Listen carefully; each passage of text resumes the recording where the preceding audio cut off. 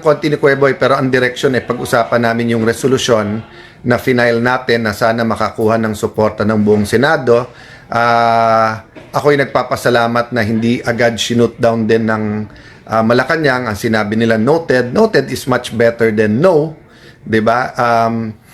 Yes, marami na nag-criticize ngayon pa lang, but if you want a real conversation, then let's have a conversation. And what better way to start the conversation with someone who's acknowledged, di ba, as the maestro or as the king of conversation dito sa ating bansa kay Kuya Boy, no?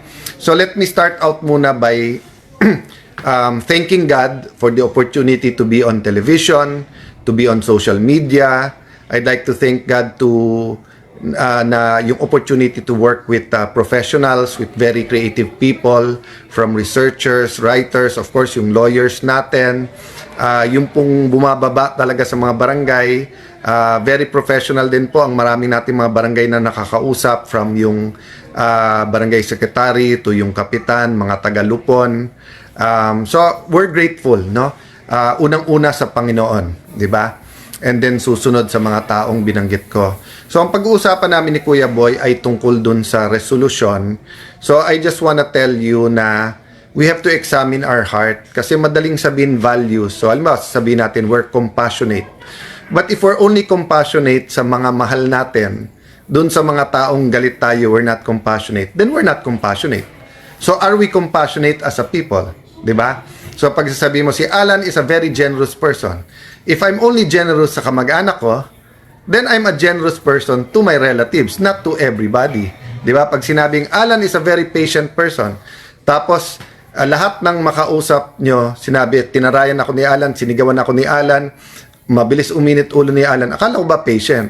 Yung pala patient pag yung asawa lang ang kausap, 'di ba? So when we say that we want justice, that goes both ways. Pag sinabi natin gusto natin compassionate, that goes both ways. Pag sinabi natin tayo ay maka-human rights, di ba?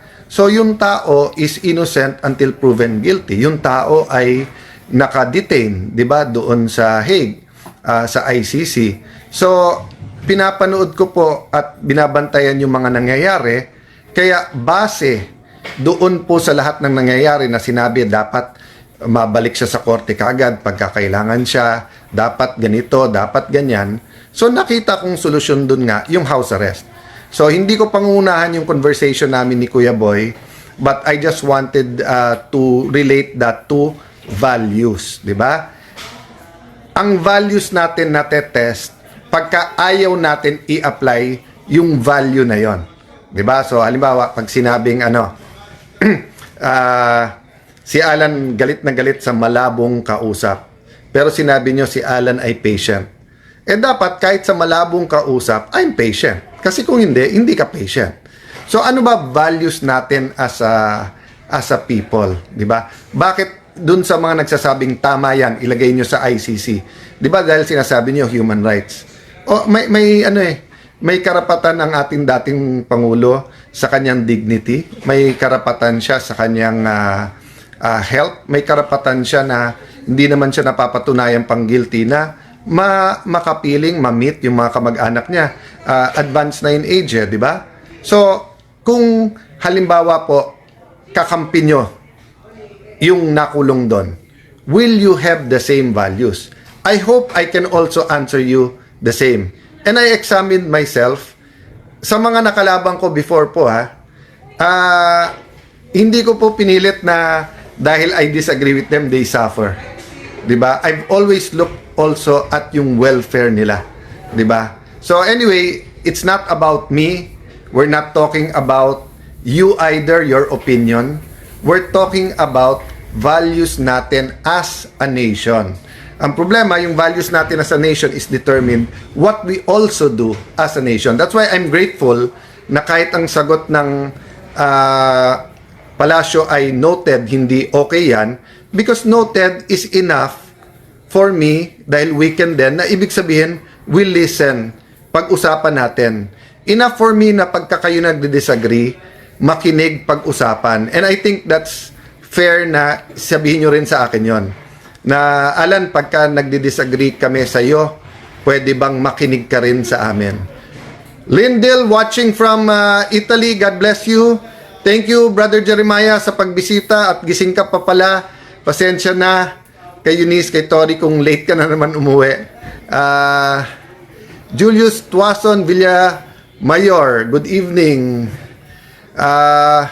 God lang may alam ng destiny natin, but thank you, Julius. I'm happy naman where I am. I think ang lesson naman sa akin ni Lord, it's not the position but be purpose driven, no? Shout out sa mga taga Antipolo, sabi ni Carl Pendon, Dalia Monroe, good evening. So guys, magbabasa-basa lang ako ng konti bago mag-meeting kami ni Kuya Boy. But yun nga ha, yung values have to be seen in our life, in our action.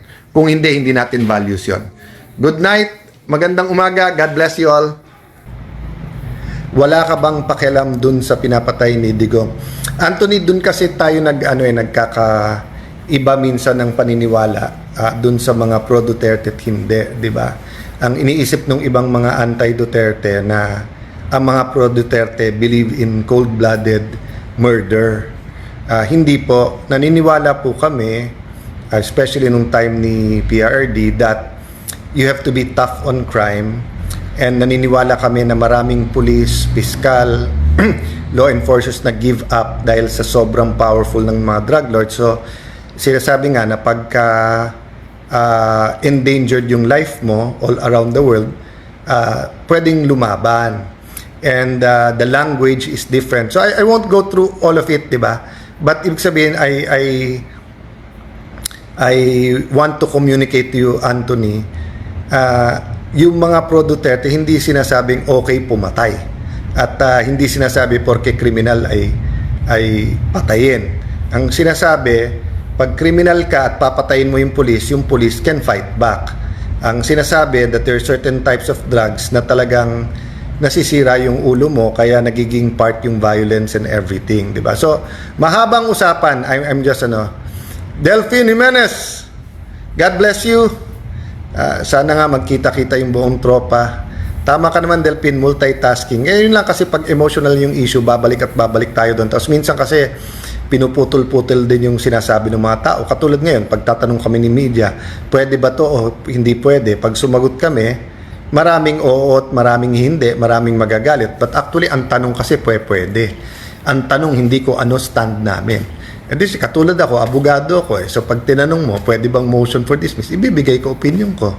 Pag tinanong nyo, pwede bang questionin yung jurisdiction ng court? Ibibigay ko yung opinion ko ayon sa pinag-aralan ko, sa experience ko at sabihin ng staff. Hindi ko sinasabing yun ang dapat naming gawin. Diba? So anyway guys, it's been a good discussion but yun. In the end, dapat matulog tayo mahimbing na maganda relationship sa Panginoon at maganda relationship sa pamilya. At alam niyo namang sa bahay, si Lani, pilit na inihintay ako bago matulog. Nauna na siya mga an hour and a half ago. So nag-badminton kami pero mas late ako dumating di ba? So Polly, thanks again for that reminder guys. So core values define our personality. So kahit anong galit natin sa iba, kahit anong lakas ng ating paniniwala sa pro and tignan din natin yung ating heart, no? And walang mawawala to look in the mirror, walang mawawala to ask God, God, tama ba yung stand ko? Diba? Alam mo, I can speak as a husband. Sometimes, galit na inisip ko, mali talaga sila. Bakit ganon? But then when I go into prayer, I wanted to say deep into prayer, pero iba-iba kasi yung deepness ng prayer, no? And I'm not talking about yung parang 1 hour ka nagpe-pray. Basta yung talagang binitawan mo yung heart mo na, Lord, siya ba talaga mali? Makikita mo rin mali mo eh. Makikita mo rin na pwede din mag-cool down and everything. So, yun po ang problema. Yung politika can really get things done, but it can also divide all of us, di ba? So, kaya nga yung sinasabi ko sa resolution na to, yung physical well-being muna niya, di ba? Hindi tama yung sabihin dapat mamatay na, tapos pag sinabing hindi tama bakit yung mga tamang mamatay, 'di ba? At panoorin niyo ulit lahat ng interviews ko before. I always say that every life is valuable, every life is sacred. Pero kung gagamitin mo yung life mo pumatay sa iba, meron pong gagamitin mo sa crime at sa drugs para pumatay ng iba, So kung gagamitin mo sa drugs pero hindi ka pumapatay ng iba, pasok ka sa rehab, di ba? So anyway, hindi ako pa ulit-ulit na dyan, but thank you for the opportunity na nagkakasama-sama tayo every night. No? Siguro prayer na lang for all of us, okay? So Lord Father God, we just come before you. Teach us, Lord God, na to totally surrender to you. Hindi lang ngayon, but every day. Paggising po namin to surrender to you. All we are, all we have. To learn, to be led by the Lord Holy Spirit. How to seek your kingdom. How to seek your righteousness. How to know our King better. How to, paano mabuhay sa aming kapitbahay, sa aming kamag-anak, sa aming co-workers. Paano hindi mandaya. Paano po na ang Pilipinas is ma-build natin as a nation. So sa bawat isang may problema, isa sa amin ay solusyon. Gamitin mo kami for that. We ask this in Jesus' name. Amen. And guys, ulit, yung mga kapatid natin from different religions, thank you for joining us. Pasensya na kung so how do I say it?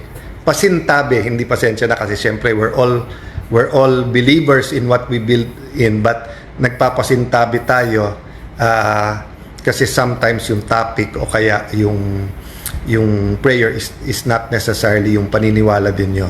Pero yung loving God and loving others, I think nagkakaisa naman tayo dyan lahat. Mary Grace Guillerman Nilas, Larry Tubalado, Darwin Field, ayan, Joy, Toto Sanchez Baguio, and Chris Conte, Leslie Mandag Rayo, and then Gino Glorian. So, good evening sa inyong lahat. God bless you. Pray for us po. May 2 weeks pa sa Senate and then marami pang mangyayari. Pero guys, tandaan nyo po, no, habang maraming issue na sa puso natin, marami tayong kababayan na talagang nagsasuffer. Diba? Whether they're in jail abroad, whether may kamag-anak na may sakit sa Pilipinas, whether utang-utang, whether ganyan, di ba? So, natural po, pagka may nangyaring highly emotional, katulad nito, nakakulong yung dati nating Pangulo, talagang mas madaling mag-away-away, di ba? Pastor Jerobel, good evening. Pastor, please, more prayers for everyone. Good evening sa inyong lahat. God bless you. Legitimate naman na pagtingin nating guilty ang isang tao, legitimate naman na parang we pray, we feel na sana they face justice at if we think we're guilty, sana matulan, we think, but kasi yung humanitarian side or yung that's why yung pag sinabi sa Bible, etc., di ba, yung unless of course death penalty na guilty na, di ba, then but ang sinasabi ko yung pagka for example sa akin, binibisita ko po yung mga nakakulong sa Taguig City Jail, sa Metro Manila Integrated Jail, sa high security sa Camp Bagundiwa. I try once a year. I should do it more. And I don't believe na even if mahatulan guilty doon sa bilibid naman sa Muntinlupa, that they should suffer. So holding someone accountable sa ginawa and giving them the punishment is different from yung mag-suffer sila in a way that is inhumane, di ba?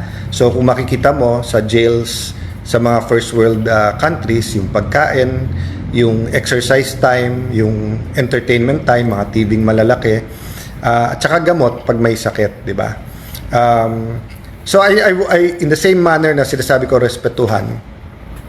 But anyway guys, punta na lang ako dyan sa topic na yan tomorrow pagka nagka-time. Kung hindi, the-tape din namin ni Kuya Boy, di ba? Kasi nga, dito sa CIA 365, we talk about yung pang everyday natin and value. So baka yun na lang message ko tonight, di ba? Let's always focus on our relationship kay God at relationship natin sa iba.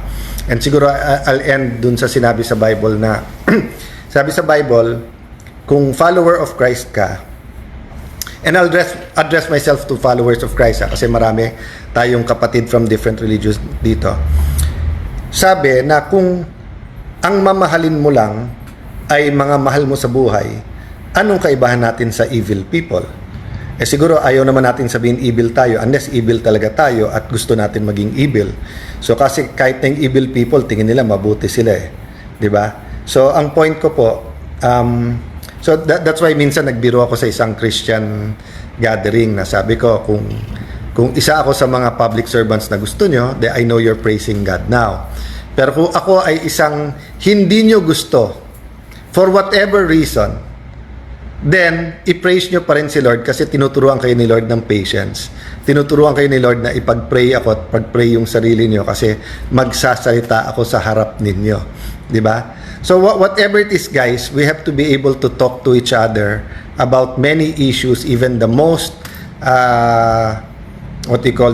sensitive and emotional issues. Kasi kung hindi, we will not be able to build the nation, di ba? Remember, the nation starts with the individual, the family, then small communities, churches, homeowners associations, magkakapitbahay, mga clubs, mga basketball club, yung mga nagzuzumba, ang barangay natin, municipality, province. So, ang daling magsabing national pride, magkaisa. Kaya minsan nga, pag may kalaban, di ba? Madaling magkaisa, pero pag nawala yung kalaban, tayo nag-aaway kasi nga, yun yung, ano sabi ni Polly Lavares? Your core values define your personality. Yon. So, let's use etong Facebook page ko and etong CIA 365 na mapag-isipan natin yung ating core values. And yun, kung gustong-gusto mo yung isang politician, public servant, like si President Duterte, this is a good venue to talk about some issues. Kung ayaw na ayaw mo sa kanya, it's a good venue then na how we can discuss, pero we respect each other.